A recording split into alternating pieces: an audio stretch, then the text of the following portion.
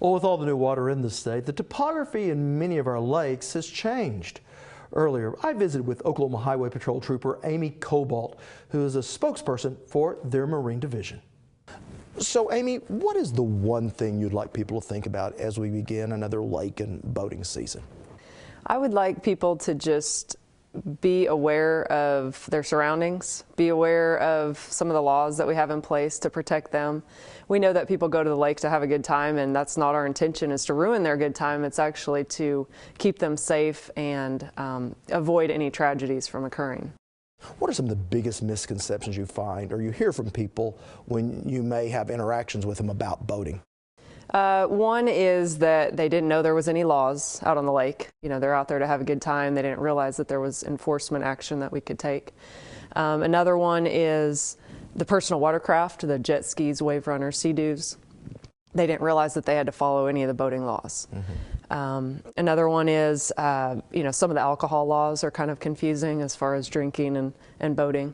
So we try to use education either in the classroom or out on the lake to just educate people on what's going on out there. Okay, so in a motor vehicle, you can't have an open container. Can you have an open container? You can have an open container in the boat. What about drinking? I mean, the operator and the passengers can be drinking. No one can be intoxicated. We have public intoxication laws and also an operating under the influence law. When you have to work an accident on the lake, is there any one factor that you can often contribute to that accident? Usually it's the operator not paying attention. You know, collisions occur really quickly out on the lake and on the road.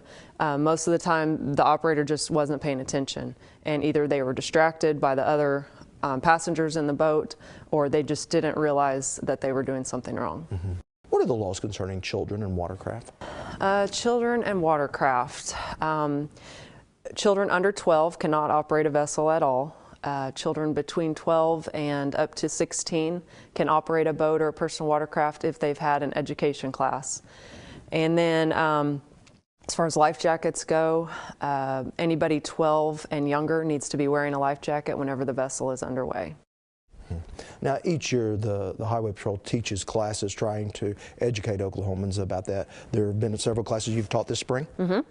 Yep, we teach a 6-hour boating safety class. It's free to the public, and it covers a variety of topics such as just basic boating terminology. It covers boating laws in the state of Oklahoma. It covers what to do in case of an emergency, equipment requirements, just a variety of topics. A lot of times the boat operators can get a discount on their boating insurance, and then also that fulfills the requirement for the 12 to 15-year-olds to be able to operate a boat or a personal watercraft. All right, well, we will certainly put a link up on our website to those classes. Trooper Cobalt, thank you so much. You bet.